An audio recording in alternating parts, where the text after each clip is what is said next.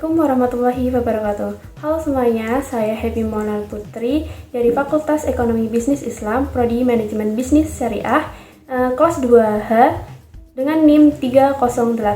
Oke, jadi di sini saya akan menjelaskan tentang apa itu fikih, bagaimana sejarah ilmu fikih, dan perbedaannya dengan usul fikih. Nah, yang pertama kita akan mengenal terlebih dahulu tentang apa sih fikih itu. Fikih adalah ilmu rukun Islam yang mengajarkan semua tentang kehidupan umat muslim.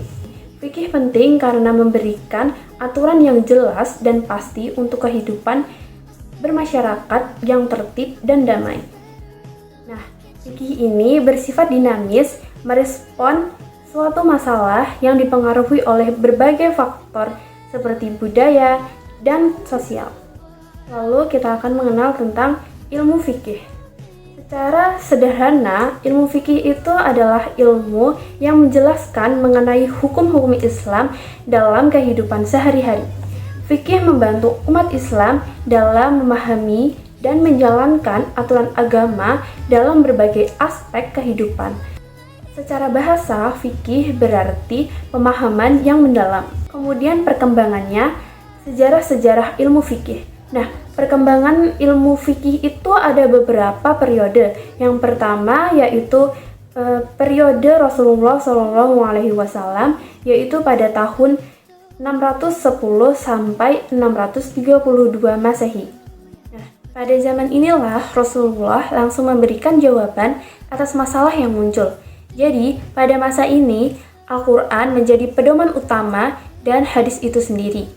Muncul hadis menjadi sumber pertama dari perkataan atau perbuatan Rasulullah menjadi hadis itu.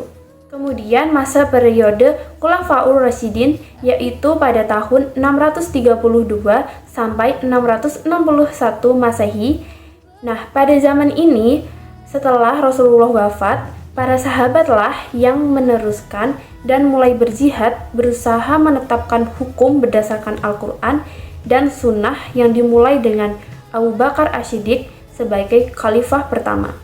Beliau memperkenalkan metode musyawarah atau konsensus. Nah, pada zaman ini, melakukan musyawarah dapat diadakan karena tempat mereka yang saling berdekatan.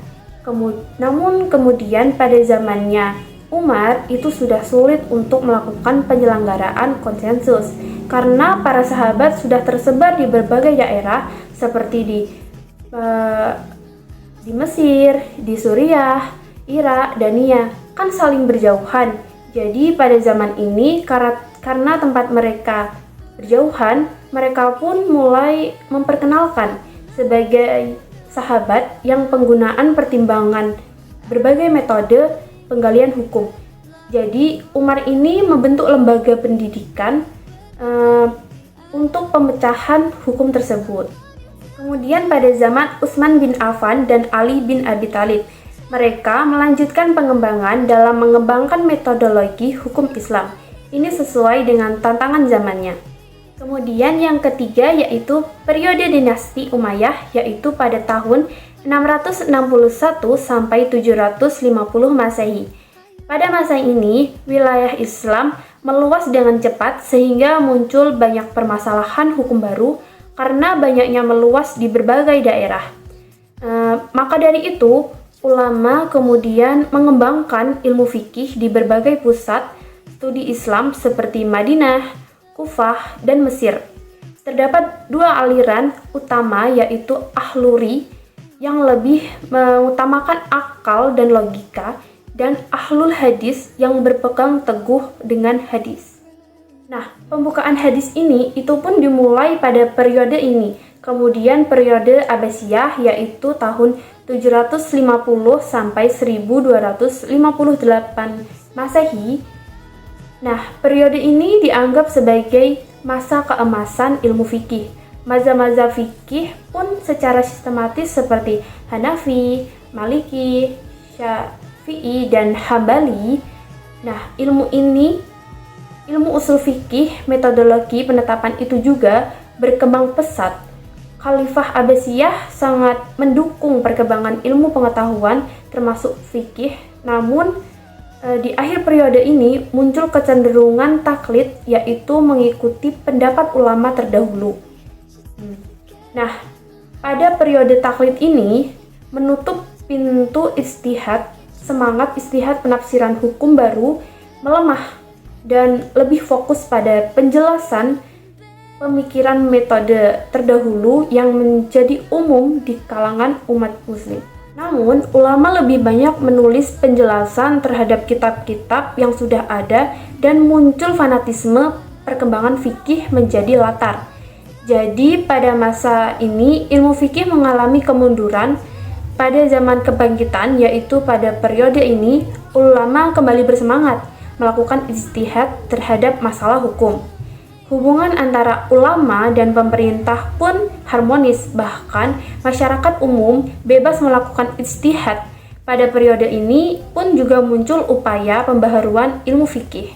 Pada periode ini pun muncul pembaharuan ilmu fikih untuk menjawab tentangan zaman seperti dalam bidang ekonomi syariah dan juga teknologi.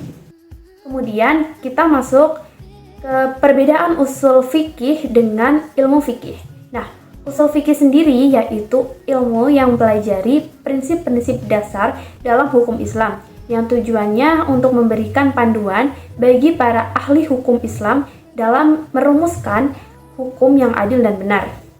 Ilmu fikih ini juga membahas sumber-sumber hukum Islam seperti Al-Quran dan hadis, serta metode pengambilan kesimpulan hukum. Nah, kalau usul fikih ini kan prinsip-prinsip dasar hukum Islam.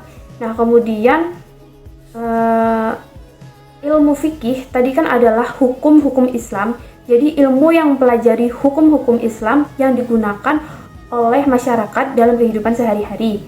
Nah, jadi perbedaan utama antara usul fikih dan ilmu fikih yaitu adalah pada fokusnya. Kalau usul fikih itu membahas dasar-dasar dan dapat mendapatkan hukum, sedangkan ilmu fikih itu hukum itu sendiri. Jadi usul fikih adalah metode atau cara memahami hukum, sementara fikih adalah hasil atau produk hukumnya. Nah, itu dia tadi yang bisa saya sampaikan. Kalau ada salahnya mohon dikoreksi kembali. Kurang lebihnya mohon maaf. Sekian, wassalamualaikum warahmatullahi wabarakatuh. Terima kasih.